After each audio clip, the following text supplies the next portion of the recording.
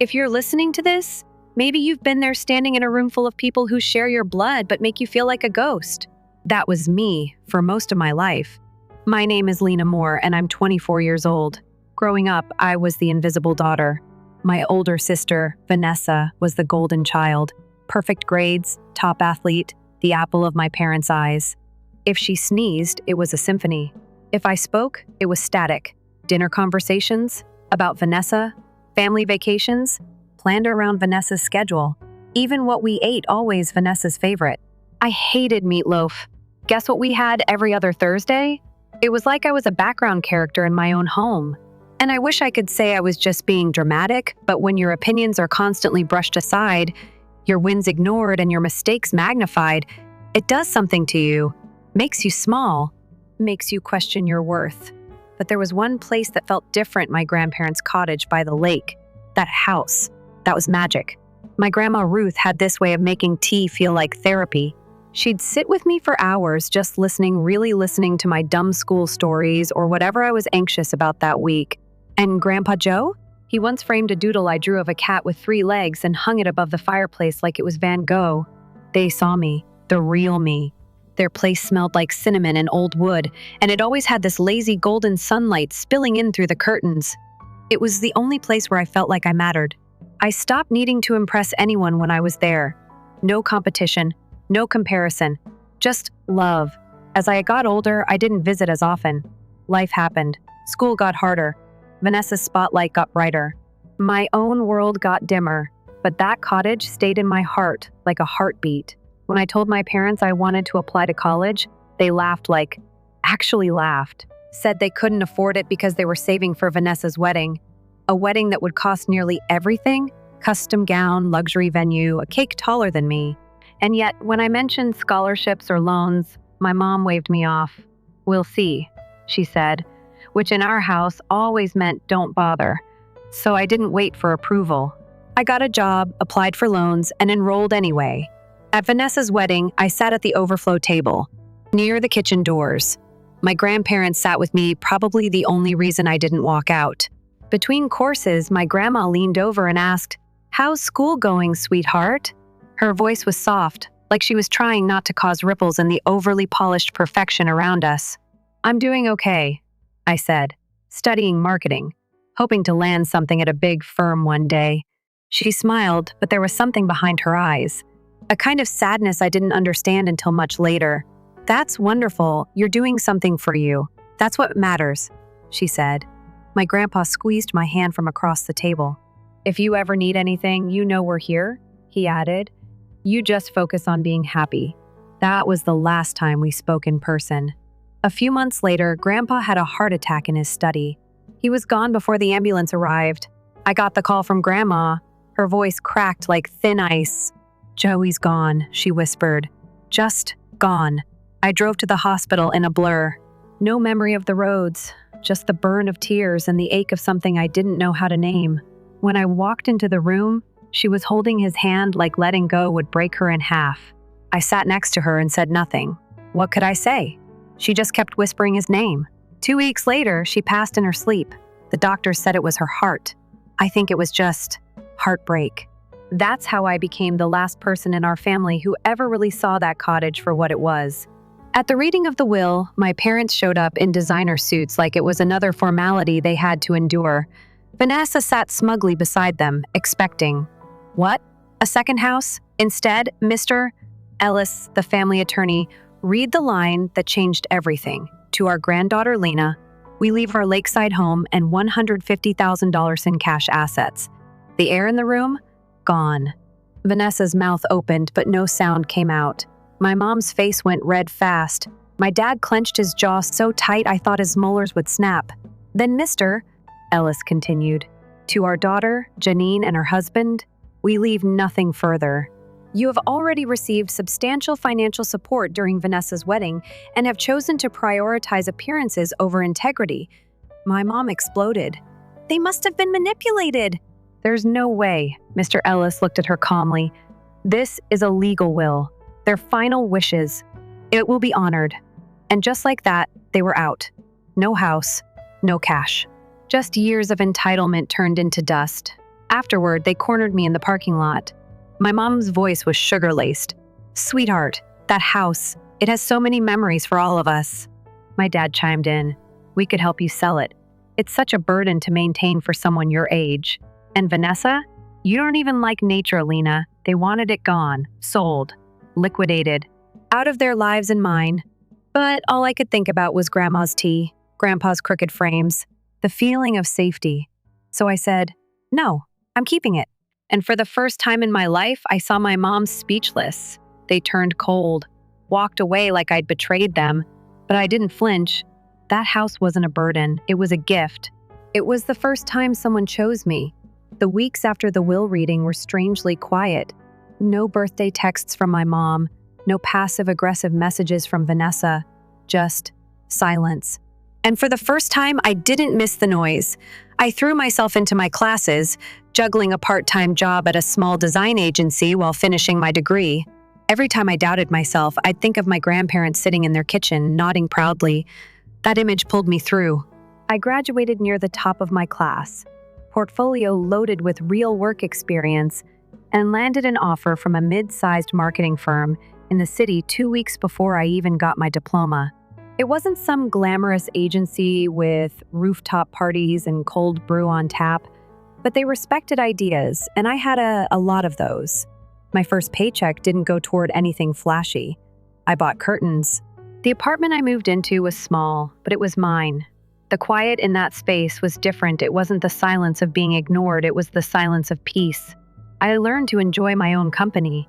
I built a routine that made sense to me: early mornings with coffee, long walks on Sundays, playlists filled with songs that reminded me of summer by the lake. I kept the cottage exactly as it was. On weekends, I'd drive out there just to breathe. I'd dust the old furniture, open every window, let the wind roll in like a memory. The place had a heartbeat, and somehow, being there made me feel whole. That feeling didn't last forever, though. One Thursday evening, I got a call from an unfamiliar number. I ignored it. Then a message popped up, "Lena, it's Mom. Can we talk? Dinner Friday?" My first reaction? Suspicion. Why now? But curiosity has a sharp pull, and against my better judgment, I said yes. The moment I pulled into my parents' driveway, something felt off. The once pristine white siding of their house was cracked and dulled. Weeds crept along the edge of the lawn. Even the porch light flickered, like it wasn't sure it wanted to stay. Inside, the walls were the same, but the energy was off. Vanessa's twins, Oliver and Max, tore through the living room like a storm, knocking over throw pillows and nearly tripping over an old box fan. My mom greeted me with this wide, forced smile, pulling me into a hug that lasted a second too long. "We made your favorite pot roast with red potatoes," she said brightly. I pulled back.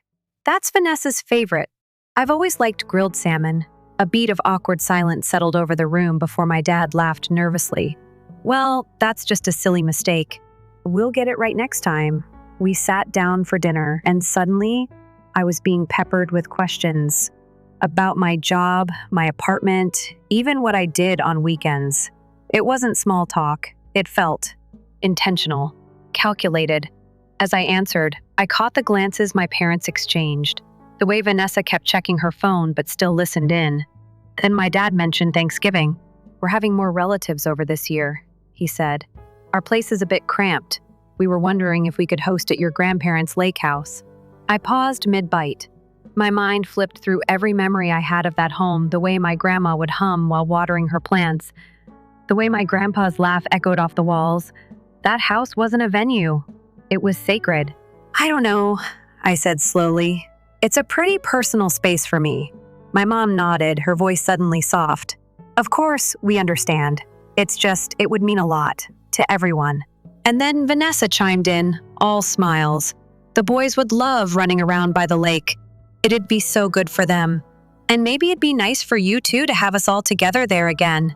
That last part stung, because the only time I'd ever felt seen in that house was when it was just me and my grandparents. But something about the way they asked, the hint of vulnerability in their voices, made me cave.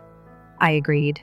I told myself I was doing it for the kids, for my grandparents, to make new memories in a place that held the old ones tight. I told myself I was being generous, responsible, grown.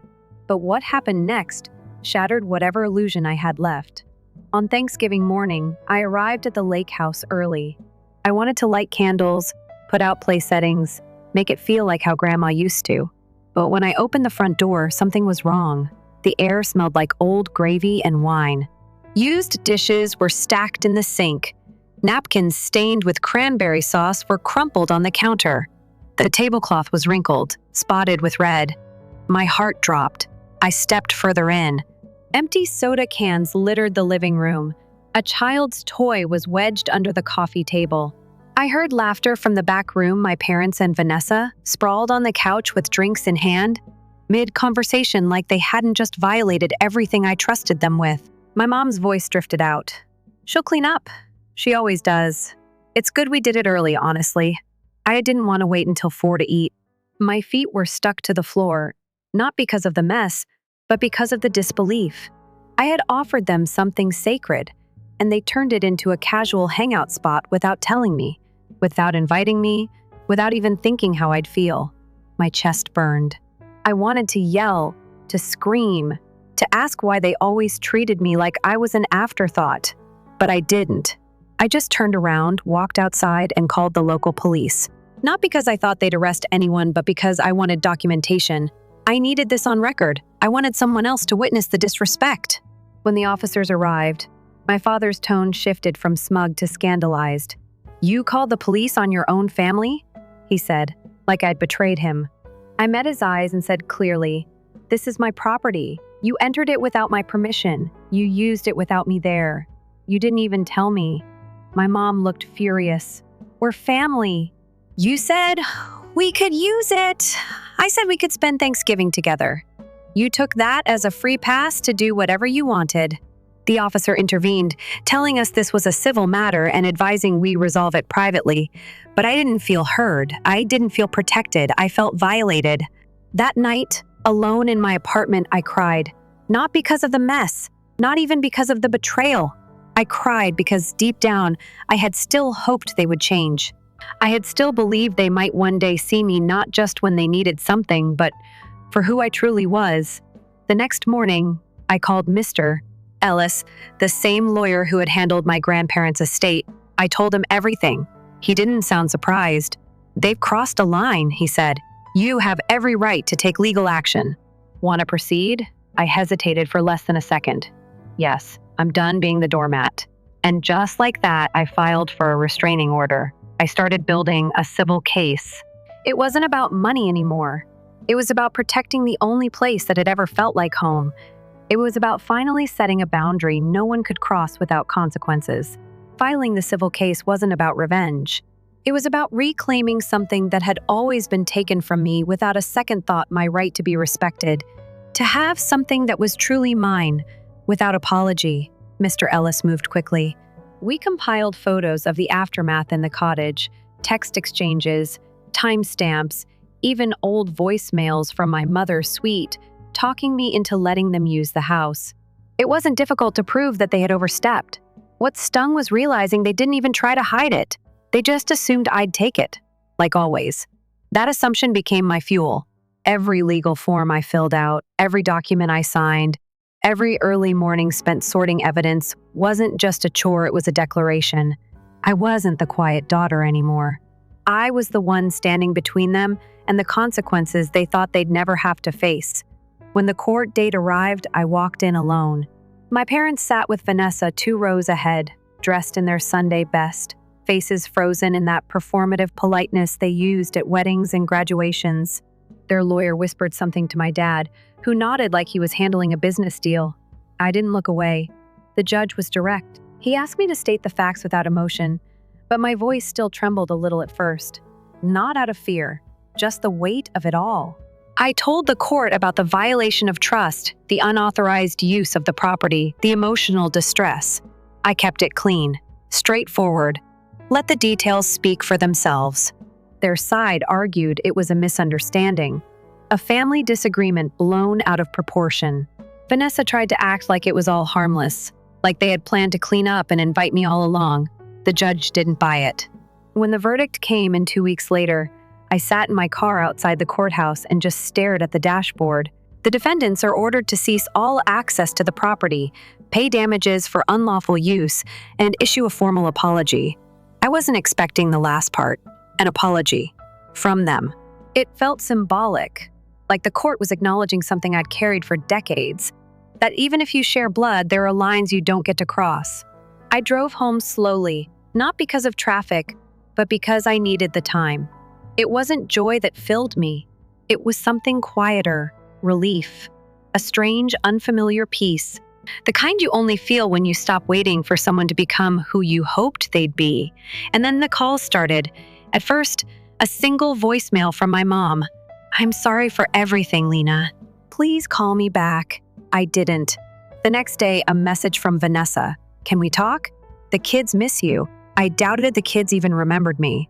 Then my dad emailed. That alone was jarring. He never emailed anyone. The subject line just read, "Let's fix this." But I didn't open it. Whatever they had to say now, it came too late. I wasn't trying to punish them. I just couldn't let them back in after they'd spent years shutting me out, only to come crawling when they realized the door was no longer open. Still, they didn't give up. A week later, I came home from work and found someone waiting by my door. My mother. She looked smaller than I remembered. Not physically, just dimmer. Like the sharpness that once defined her had dulled under the weight of everything they'd lost. She held a paper bag awkwardly in front of her. "Brought your favorite," she said, as if time could be rewound with pot roast. I stayed by the door, my keys still in my hand. "I told you," she started softly. "We were wrong, all of us. You didn't deserve to be treated like that." I stayed silent. She looked at the ground. "Your father's business collapsed. We're in a lot of debt. Vanessa's marriage is falling apart. She's exhausted. The twins are too much for her to handle alone. Everything's falling apart." She met my eyes again. "We need your help. Please, just hear us out." I took a deep breath, then spoke the only truth I had left. "I can't help you. Not anymore. I'm not your safety net. I'm not your afterthought. I'm not the one you turn to only when everything else is burning." Her face crumpled. For a second, I almost wavered, but I didn't. Because somewhere along the line, I had learned that forgiveness without change isn't healing. It's just surrender. She left quietly, the paper bag still in her hands. That night, I called Mr. Ellis again. "She came to my door," I said, unannounced. He sighed. "Then we'll file a restraining order. It's time to protect your peace with more than just words." It wasn't a dramatic moment. No yelling, no tears, just paperwork, boundaries, and ink. And when the order came through and they received it in the mail, the floodgates burst. Not on my side, on theirs. According to distant relatives who still followed me on Instagram, my parents were furious. They told everyone I was ungrateful, that I had turned my back on family, that they had sacrificed everything for me. The irony made me laugh. They never sacrificed anything for me. They sacrificed me for everything else.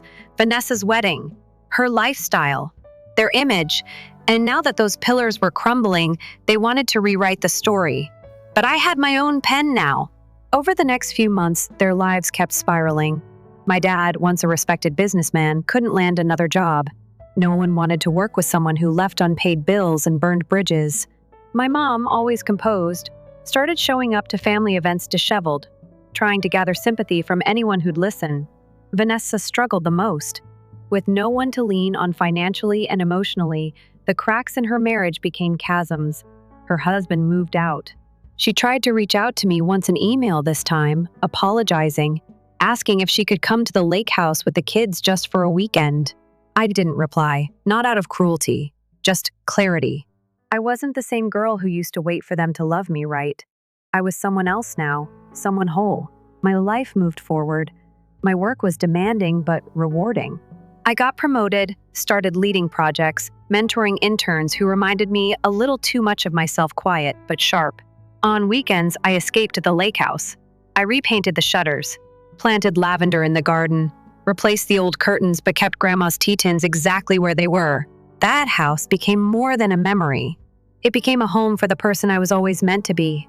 I made new friends, people who listened, people who showed up. I started hosting dinner parties, small ones, nothing fancy. Just music, laughter, the sound of wine glasses clinking, and conversations that didn't revolve around guilt or obligation. Sometimes, when I sat on the porch at sunset, I thought about my grandparents, about how much they loved me, quietly, consistently, without needing a reason. I hoped they'd be proud. And every now and then, I'd whisper a thank you into the wind, because they left me more than a house. They left me a chance to choose a life that wasn't defined by being forgotten. They left me proof that love, when it's real, doesn't demand, it gives. And I finally knew what that meant. As the seasons shifted, so did everything around me. Leaves curled and fell outside my apartment window. The air sharpened, and with it came a stronger sense of distance from the version of myself that used to apologize for simply existing. I didn't recognize her anymore, and I didn't want to. Work had become more than just a job. It was a place where I was respected, where my voice carried weight. I wasn't just the assistant anymore. I pitched ideas, led meetings, mentored new hires who asked me how I seemed so composed under pressure. I always smiled and said, "You just get used to being underestimated," though what I meant was, I had already survived the worst kind of rejection, being invisible in my own family. That kind of hurt toughens your skin, but softens your empathy, like fire forging something stronger. In that space of personal success, I didn't think much about my parents or Vanessa. Their absence no longer echoed, it just became part of the silence I welcomed. Until the silence broke again. It started with a voicemail from an unfamiliar number. Then a text. "It's about your father. Please call." I almost deleted it, but something in me hesitated. I didn't feel dread, just curiosity. The kind you feel when you read the final page of a book you once threw across the room. I called back. It was my aunt, my dad's sister, someone I hadn't spoken to in years. Her voice was heavy. "Your father's been hospitalized. Stress-related. His health's not great. They said you should know." She paused, then added, "I'm not calling to guilt you. I just thought you'd want the choice." I thanked her and hung up.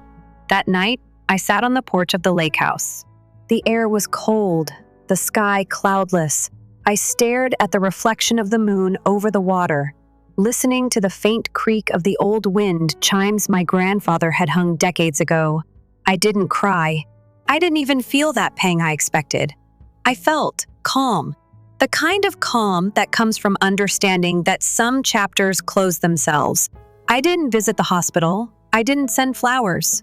I made peace with that choice. I knew who he'd been when it mattered, and I also knew who I had become in his absence. Meanwhile, word traveled quickly through our family. I started hearing from cousins I barely knew. Messages poured in, not judgmental, surprisingly, mostly confused. I had no idea things were like that between you and your parents. They always made it sound like you just drifted away. A few reached out in support. One cousin, Jules, even said, "Honestly, I'm proud of you. You did what most of us were too scared to do." That struck something deep. Because for so long, I thought I was the broken one. Turns out, I was just the first one willing to walk away. My mother finally broke the silence 2 weeks later. A letter folded neatly in an envelope, hand-delivered to my apartment. She didn't write much, just a few lines. She said she was sorry for everything. She said she missed me. She said she didn't know how to fix it. I read it once, then again. The words felt fragile. Honest, maybe, but also too late. Apologies mean little when they arrive only after consequences. And still, I didn't throw the letter away. I kept it in a drawer, not out of sentiment, but because it reminded me how far I'd come. Around that time, Vanessa posted something online, an Instagram story, that caught my eye only because a friend forwarded it with the caption, "Is this about you?" It was a blurry picture of the lake house, taken from the edge of the property line, probably on a walk with the kids. The caption said, "Some places you never really stop loving, even if they no longer love you back." A part of me wanted to laugh. Another part felt that old sting of manipulation. But mostly, I just felt detached. Like watching a rerun of a show you've outgrown. I didn't reply. I didn't post back. The lake house wasn't a metaphor. It was mine. And it had stopped being a symbol of pain the moment I chose to protect it instead of hoping others would respect it. Winter came. I spent most weekends at the cottage. The snow blanketed everything in stillness. I'd curl up by the fire with a book and coffee, the warmth wrapping around me like memory. Sometimes I'd cook Grandma's stew recipe, humming the same tune she used to when stirring. Those moments weren't haunted, they were healing. The house wasn't lonely. It was alive with echoes of love that had nothing to do with the people who tried to steal it. The real turning point came in spring, though. A man I'd met at work, Dean, invited me to a casual weekend hike. I almost said no, but something nudged me to go. He was kind, not in the performative way people are when they want something, but in the quiet way that makes space for you. We talked about everything: bad bosses, childhood scars, the strange relief of choosing solitude over chaos. When I told him about the lake house and what it meant to me, he didn't ask for details. He just said, "That sounds like a place you earned." And that one sentence hit deeper than most conversations I'd had in my entire life. We didn't rush anything, no declarations, no expectations. Just companionship that felt easy, like breathing. A few months later, he visited the lake house with me. He didn't act like a guest. He acted like someone who respected the roots beneath the floorboards. He noticed the way I smiled when I stepped into the living room. He complimented my grandpa's old books and said the place felt sacred in the best way. It was the first time I'd let someone else into that space, not just physically, but emotionally. And it felt right. I realized then that healing doesn't mean you erase the past. It means you stop letting it hold the pen. You start writing forward with intention. And maybe, just maybe, you let others write alongside you, not over you. My parents' world never fully recovered. My dad's health continued to decline. My mother took up part-time work, something she once looked down on. Vanessa filed for divorce. The lake house remained untouched by all of it. It stood like a quiet witness to my life. The walls no longer held my sadness. They held my peace. I didn't gloat. I didn't send messages reminding anyone of what they'd lost. That was never my way. Watching their lives unravel wasn't satisfying, it was sobering. Choices have echoes, and mine had finally outlasted theirs. What mattered now was not what they did with their regret. It was what I did with my freedom, and I chose to build. By the time summer rolled back around, the lake had become a mirror again, calm and untouched, just like I remembered from childhood. But I wasn't the same girl who used to dip her toes in it while waiting for someone to notice her. I was now the woman who had made her own reflection worth looking at. I had stopped counting the days since I last spoke to my family. At some point, time stopped being measured by absence and started being shaped by presence of people who mattered, of places I loved, and of peace that didn't need permission to exist. Work kept growing in the background. I was leading campaigns now, getting invited to panels, finally seeing my name on things without it being followed by someone else's approval. It was surreal, in the quietest, humblest way. Not because I didn't think I was capable, but because for so long I'd been made to feel like being capable wasn't enough, unless it came wrapped in praise from the wrong people. Now, I was building things on my terms. And the best part? I didn't owe anyone an explanation for it. The lake house became my sanctuary, but more than that, it became a symbol. Not of revenge, not of victory, but of restoration. I started writing again something I hadn't done in years. Short thoughts, fragments of memory, lines I couldn't say out loud when I was younger because they would have been dismissed or laughed off. I scribbled them into a notebook I kept beside the window in the guest room, the one that used to smell like fresh linen and lavender, just like Grandma used to keep it. Sometimes Dean would come over and cook with me, playing old records while we danced clumsily in the kitchen. There was no performance in it, no need to prove anything. We weren't perfect, we just were. I hadn't realized how rare that was until I had it, and I never took it for granted. Meanwhile, the first started hearing from more relatives, people who had distanced themselves when I stood up for myself, but now seemed to regret not reaching out sooner. Some sent messages that felt genuine. Others seemed more curious than kind. I responded when it felt right. I ignored what didn't. It was a subtle power, choosing who gets access to you. And I held it quietly, without resentment. I had no interest in reopening wounds just to prove I was healing. One afternoon in July, I got a call from a number I recognized, but hadn't seen in over a year. It was my father's best friend, the man who used to come over every summer with a six-pack and stories that made my dad laugh harder than I ever could. He told me my father had taken a fall, was back in the hospital, and things didn't look good. He asked about you, he said, voice low. Said he regretted everything. I don't know if it matters anymore, but I thought you'd want to know. I thanked him, hung up, then sat on the dock for what felt like hours. My feet in the water, the sun pressing into my back like a quiet hand. And in that stillness, I made my peace. I didn't visit. I didn't need to. Forgiveness had already happened, but it didn't mean reconciliation. Sometimes, letting go is the kindest thing you can do for them and for yourself. I hoped he found clarity in his last days. I truly did, but I didn't owe him my presence to validate it. When word came that he had passed, I received it like news of a distant storm, something real, something heavy, but too far away to touch me anymore. My mother didn't reach out. Vanessa didn't either. The funeral came and went without a message, a call, anything. But that silence didn't hurt like it used to. It felt like the final page of a chapter that had been ending for years. I lit a candle at the lake house the night he passed, sat in silence, thought of him not as the father I wished I'd had, but as the man who had shaped me through absence more than presence. And somehow, I felt gratitude, not because he had done it right, but because I had survived what he did wrong. That fall, I started teaching workshops on creative storytelling. Just small community events at first.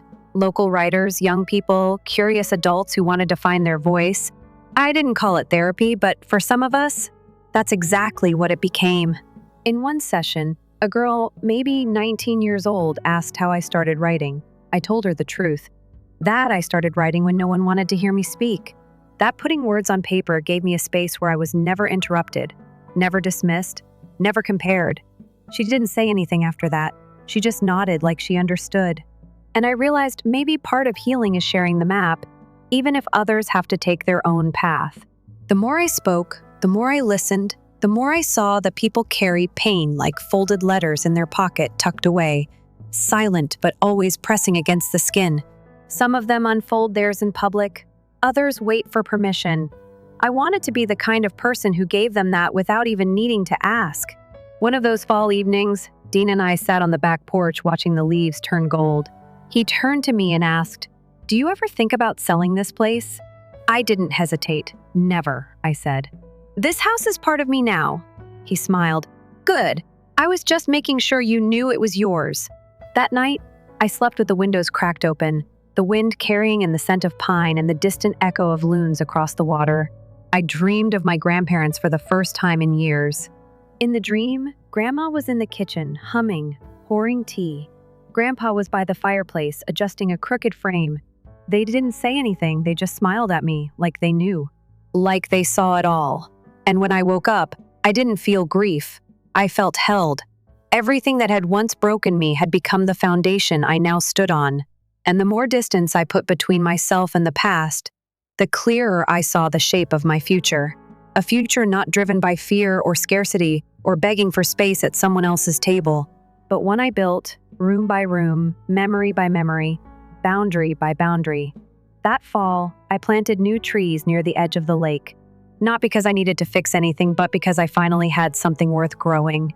And I knew what kind of roots to choose this time. Years passed, but I never left the lake house behind.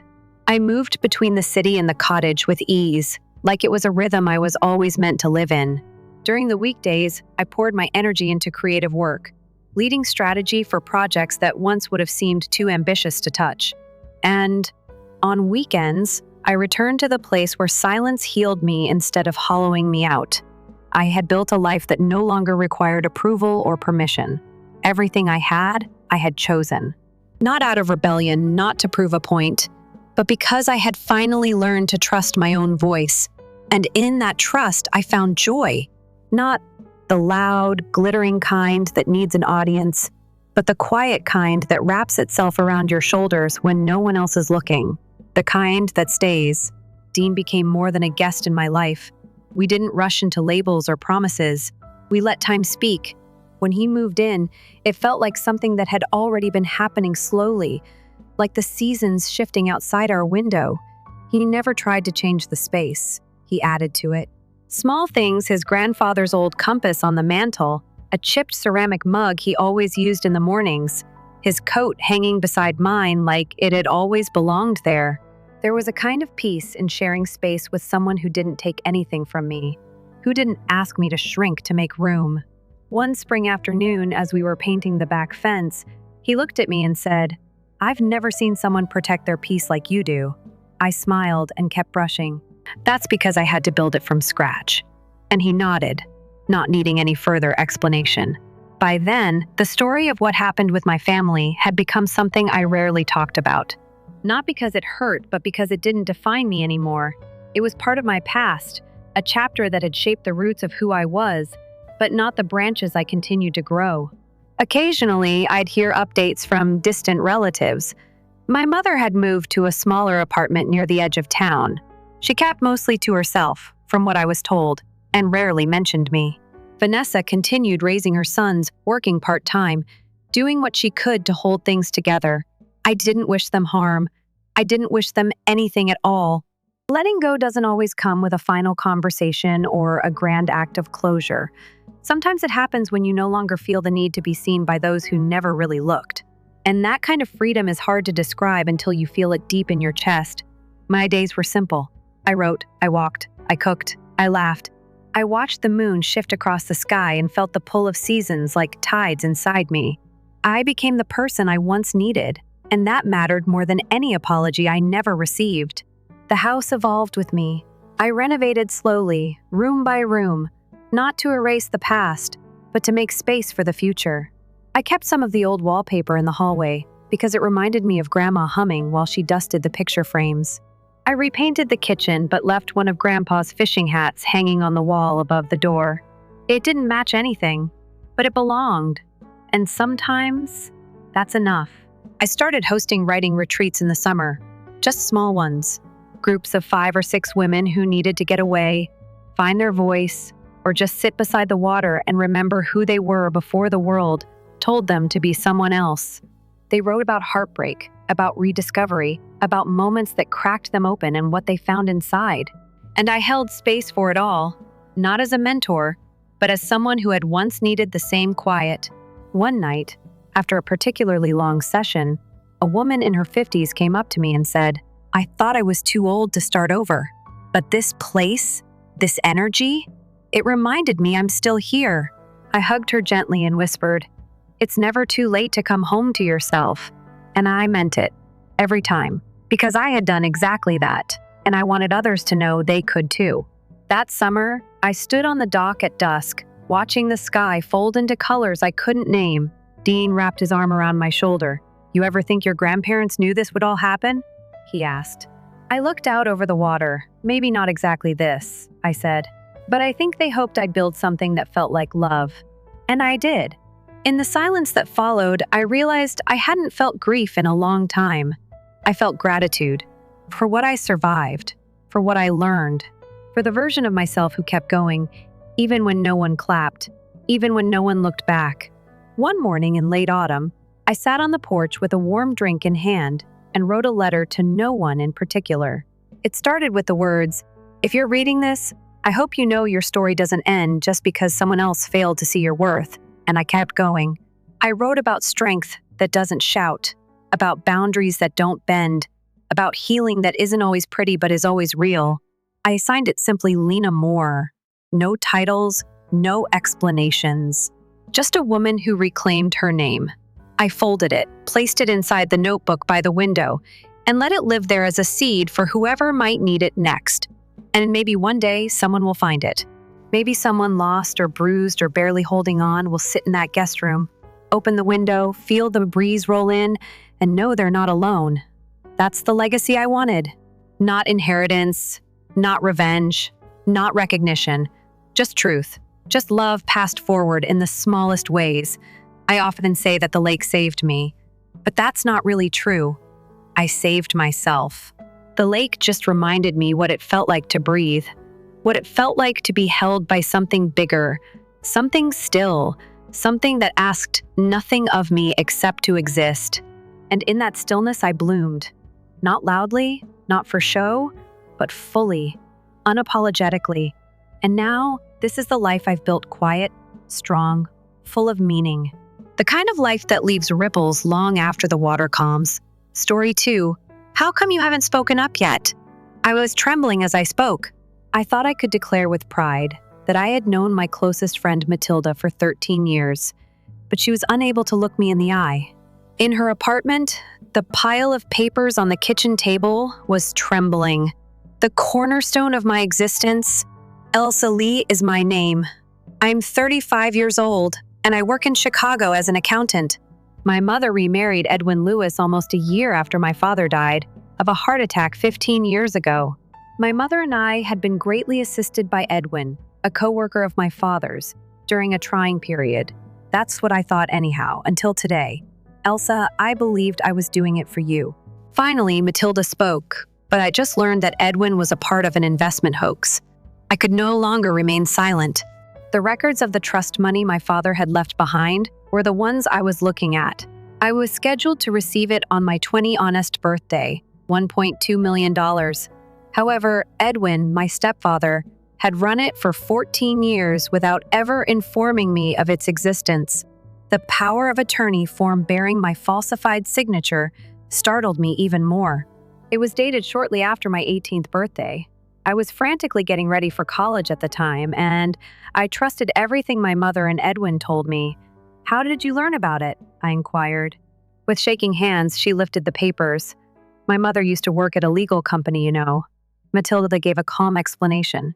A few years back, she became aware of some of Edwin's forged documents, but he coerced her into keeping quiet before her death last month. She provided me with this proof. Natalie, Matilda's mother, was someone I had also known. Matilda had suffered a great loss when she unexpectedly died of cancer, and now a new truth has emerged as a result of her passing. In my mind, the room started to whirl. The memories of the previous 15 years began to fit together like jigsaw pieces. Elsa, apply for scholarships. If you want to succeed in life, you must put in a lot of effort. I remembered exactly what Edwin had said as I was getting ready for college. I was working 3 part-time jobs and frantically looking for scholarships at the time. I got the cafe ready for business in the mornings. I spent the day working in the office of the university library. I worked as a waiter at a restaurant at night. I worked 16 hours a day on weekdays. I didn't sleep, not even on the weekends. Every night, I slept for fewer than 5 hours. All of this was done to support the home financially and allow me to attend college. I persevered again and again, even when I thought I would pass out. Edwin's lesson on the value of achieving success on your own resonated with me. At the same time, Dad and my mother went to fancy golf courses on the weekends and purchased a brand new luxury SUV. I didn't question it at the time. They deserve to enjoy it, in my opinion, as they have put in a lot of effort over the years. Don't overdo the wedding. Your luxury will be your undoing. When I married Thomas 3 years ago, Edwin gave me that advice. We kept our honeymoon low-key and had a tiny ceremony. With the assistance of our friends, Thomas and I handled every aspect of the preparations ourselves. It was all done to save the family from being burdened. Edwin and my mother took a vacation throughout Europe immediately following the wedding. It was a unique offer. It was only a matter of timing. Family, they explained, is about helping one another out. We'll be there for you if you ever need assistance, Elsa. Edwin and my mother confided in me last year about their fears of growing old and requested assistance in purchasing a new house. I donated $50,000 off my personal savings to them. Working as an accountant had allowed me to gradually accumulate savings. Thomas and I had to put off purchasing a home of our own. I ought to have informed you sooner. With tears in her eyes, Matilda spoke, but their threats frightened me. Sometimes the truth is harsh. But it wasn't only treachery that was in front of me now. It was deliberate exploitation. When I decided to major in accounting in college, everything started to make sense. According to Edwin, having an accountant in the family is fantastic. In hindsight, he most likely only want to lessen the likelihood that his deception would be discovered. When I got home that evening, Thomas saw the expression on my face right away. What took place? With worry, he inquired. When I had told him everything, his face became stern with rage. Without hesitation, he answered, "You must sue him. While you were working 3 part-time jobs to pay for school, he stole from you. He was using your fortune to live a lavish lifestyle, but I was reared by him. After my father passed away, he assisted us. I made a feeble protest. Incredulous, Thomas responded. Raised you. He lived in luxury on your money, stole your father's estate, and gave you thrifty advice while you were working yourself to the bone. I wasn't yet prepared to embrace such a profound betrayal, even if his statements were achingly accurate. The most agonizing aspect was the potential for my mother to have been his collaborator. Tomorrow, I'll speak with a lawyer. I made a decision, but I'm not sure if I'll file a lawsuit that evening. I had trouble falling asleep. I visited a lawyer's office the next morning. My case was taken on by a perceptive attorney named Joyce Long, who was recommended by Matilda. After looking over the documents, Joyce declared, "This is a blatant breach of fiduciary duty. False declarations, concealed assets, and a forged signature. These could all lead to criminal charges, criminal accusations." The words were heavy. Does that imply incarceration? There's a chance, Joyce said bluntly. For financial fraud and forgery at the very least, my heart was racing. My chest constricted at the idea of Edwin being sent to prison. Although his crimes were unforgivable, he had become a father figure to me and had helped us through difficult times. Above all, I was concerned about how it would affect my mother. She appeared to have a deep affection for Edwin. What other choice do we have? A civil settlement? Joyce said softly, calling for the repayment of the misappropriated assets and the return of the remaining trust funds. Joyce started to inquire further about my circumstances. The challenges of college, including juggling several part-time jobs and coursework and continuously learning the value of independence. Elsa, Joyce said, raising her gaze from the papers, do you have documentation of all of your living, housing, and tuition costs? I believe I possess the majority of them, I answered. In order to apply for scholarships, I meticulously documented all of my earnings and outlays. It's great, Joyce said. Edwin's deceit will become even more obvious if you demonstrate how much you paid and how hard you worked. Even though you were wealthy, he made you do too much work. My mind turned to my college records. Work shifts and class schedules occupied my daily planner. I occasionally napped in my car to get 2 or 3 hours of sleep every week. Edwin merely stated, "This is part of life's education," even when I was admitted to the hospital due to exhaustion. By the time I left the office, I had made a decision. First, I would confront Edwin directly. Then I would decide on my final course of action based on his response. And above all, I had to confirm the thing I feared most. Did my mother know? The next evening, Thomas and I visited Edwin and my mother's luxurious suburban home. "Are you ready?" Thomas asked as he parked the car. "No," I answered honestly, "but the longer we wait, the worse it gets." When I knocked on the door, my mother answered. Her warm smile tore at my heart even more. "Elsa, Thomas, what a surprise! Is there a special reason for the visit? We need to talk," I said as calmly as I could. "Is Edwin home?" We were led into the living room where Edwin was working on his laptop. He stood up to greet us. Always calm, always calculating. The man who supported my mother after my father's death encouraged me. And now my life's greatest betrayer, Elsa. "Thomas," Edwin said with a smile. "Is something wrong?" "Something wrong?" My voice trembled slightly. "Indeed, something's very wrong." I slowly took the documents out of my bag and spread them across the coffee table. "Can you explain this?" The moment he saw the papers, the color drained from Edwin's face. He glanced at my mother, then looked back at the documents. "Where did you?" "That's not important," I interrupted. "Why? Why did you hide it from me? Why did you keep using my money?" "Elsa, calm down," my mother interjected. "What are you talking about?" Seeing the confusion on her face gave me a sliver of hope. Maybe she really didn't know. Edwin hid Dad's trust fund from me.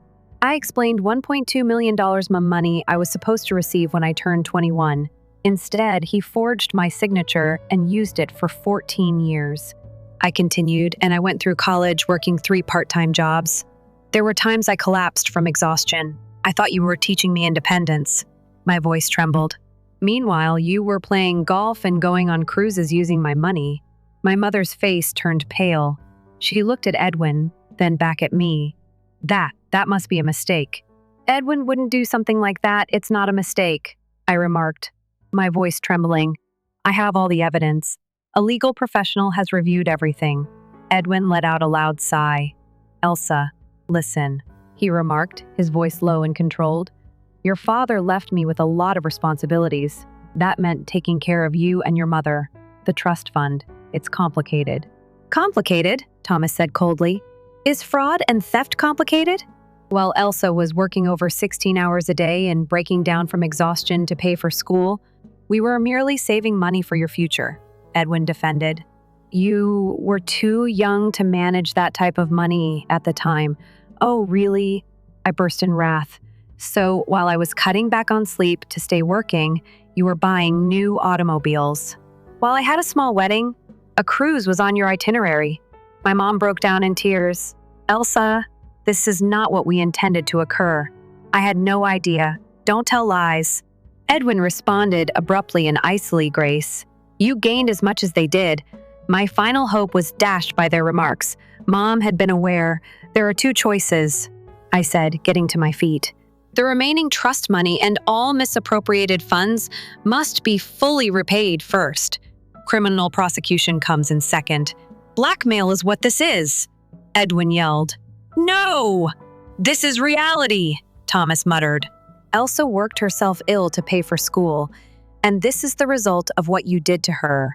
Because of her, you were able to live in luxury. You have 48 hours to make up your mind. I threatened to take legal action if I didn't hear back from you by then. It started to rain as soon as we went outdoors. The sky seemed to reflect my feelings. She was aware. While in the car, I cried. I am new. To Elsa, she betrayed me. Thomas embraced me. You have strength. This is something you can overcome. He grasped my hand. For years, they took advantage of you. You were worked till you passed out. The whole legacy your father gave you was taken by them. It's time to stop it now, though. I wiped away my tears and responded, You're right. I will never be taken advantage of again. My phone rang on the way home. The name of my mother came up on the screen. I didn't respond. That night, I wasn't prepared to speak with her. Her voicemail caught my attention. Let me speak to you, Elsa. I didn't know at first. I believed Edwin was keeping that cash for you. It took me years to discover the truth. Her voice cracked by then. Give me a call back, please. I hung up. I cherished my mom. I also knew she loved me. However, treachery had now buried that love. Pictures of me at college flashed back. Weary, fallen from lack of sleep and food. In a hospital bed, lying down. I'm still anxious about my next shift. Was it all in vain? Was everything staged for the benefit of those who were robbing me? While lying on my bed, I gazed up at the ceiling. Like so many other evenings, I knew I wouldn't sleep tonight. It wasn't fatigue, though, this time. The hurt of betrayal was the cause. It was 48 hours later. However, Edwin had not responded. I thus had an unexpected visitor while I was getting ready to appear in court. Aunt Liz is my mother's sister, Elsa. Her face was serious as she stated, We need to talk. It has to do with Edwin. Lisa had always been direct and honest, unlike my mother. She opened her bag and took out an old envelope. Your father entrusted me with this. He told me if anything happens, Liz said, give Elsa this. A copy of the trust fund documentation and a handwritten note from my father were enclosed in the mail. My father had made it quite clear that I would receive the money on my 20th honest birthday. Furthermore, he had cautioned against putting all your faith in Edwin. How come you haven't spoken up yet? I questioned, my hands shaking as I held the letter. I made a promise to your father, Liz said. Unless anything goes wrong, don't mention this envelope to anybody. Edwin phoned me about you last week. He has been telling the family members unfavorable things about you. I knew it was time to offer you this as soon as I heard that. We started getting ready to go to court with this fresh evidence. But Joyce got in touch with us the day before the filing. A settlement offer has been made. What? Edwin's attorney contacted him. Within 3 years, he promises to reimburse 70% of the misappropriated cash and restore the remaining trust assets. What caused the abrupt change? Joyce said, probably because he discovered you have your father's letter. For him, that letter is incriminating proof. Do I have to accept it? I believe so, responded Joyce. Trials are emotionally taxing and lengthy. This is a reasonable resolution that lets you go on. One requirement exists. I firmly stated that he needed to tell his buddies the truth. He needs to make amends in writing for the falsehoods he spoke and the harm he caused to my reputation on the day of the signing. Edwin arrived at the legal practice. Although he seemed composed, there was no mistaking the stress in his eyes. His voice was low as he whispered, "Elsa, can we have a conversation? Only the two of us?" I turned to Joyce. She nodded slightly in the conference room next to it. Edwin stood looking out the window. "Why?" I asked directly. "Why did you treat me that way? It was not anything I had planned out beforehand." Slowly, he turned around. "I merely wanted to support you and Grace after your father died. However, I succumbed to temptation after learning about the trust fund." He gave a shrug. "I initially assumed it would be short-term. I intended to take out a little loan and repay it later. However, as time went on, 14 years, I answered incredulously. "You spent 14 years lying." His voice was worn out when he added, "It became a habit, and I was unable to stop, and there was terror. Be afraid that you'll become an excellent accountant. One day you learn the truth." "How about my mom?" "At first she didn't know," Edwin acknowledged. "A few years later, though, she began to inquire. We had squandered the most of the funds by then, she decided." My heart was touched by his words. Edwin, not me, was the decision my mother had made. I glanced around before I exited the room. "My dad wasn't you. However, I will always remember that you supported us during a trying period. It was genuine." The rain had ceased by the time I left the office after signing the paperwork. There was a rainbow in the sky. The darkness is being broken by light. Thomas held my hand and whispered, "It's over now." "No." I grinned. "This is a fresh start." My mother paid me a visit at my flat a week after the settlement.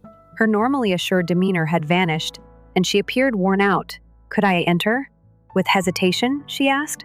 I escorted her into the parlor. After years of trust and secrecy, there was a heavy quiet between us. "Why?" At last, I inquired. "Why didn't you say anything?"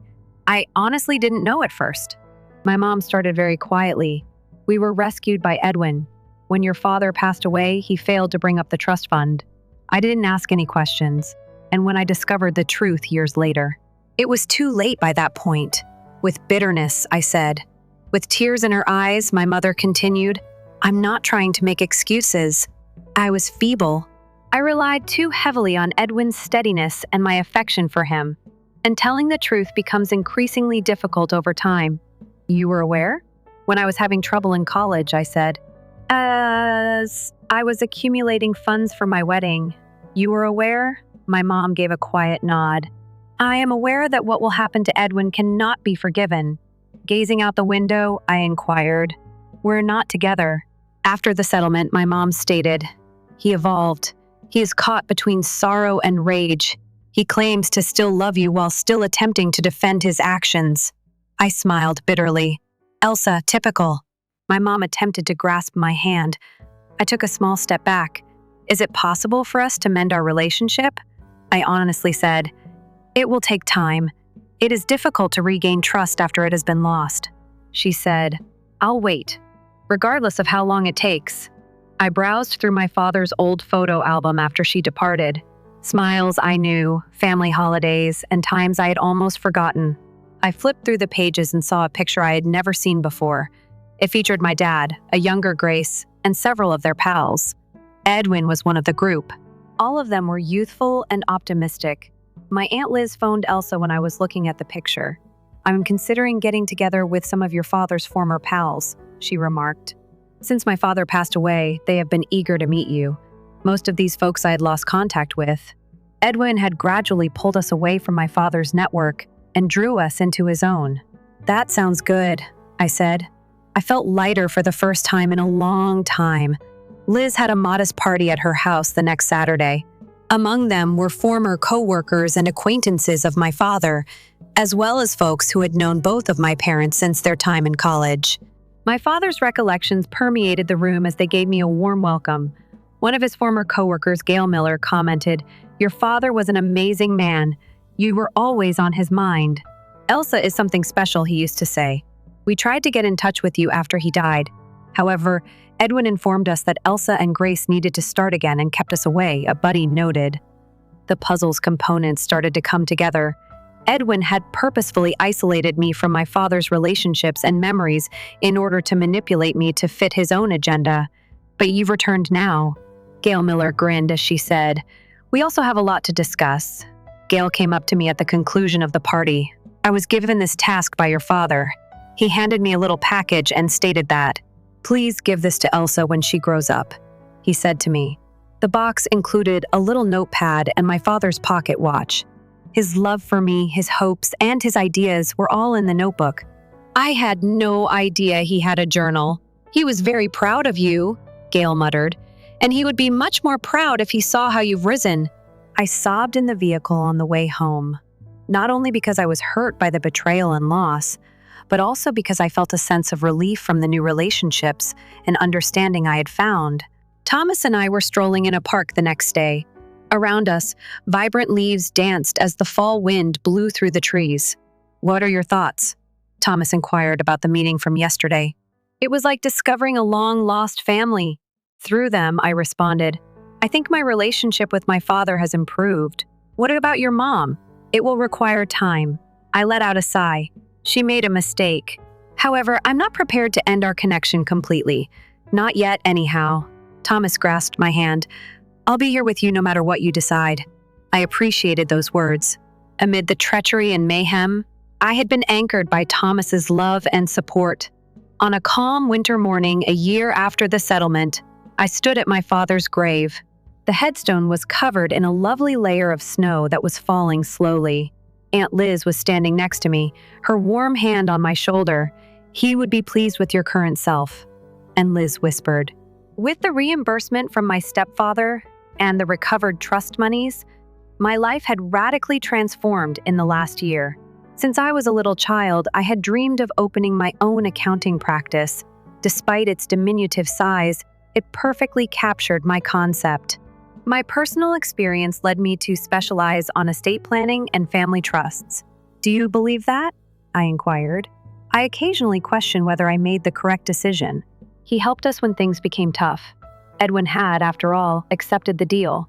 He moved into a more modest home after selling the opulent one. My mother and he were still apart, and their marriage appeared to be coming to an end.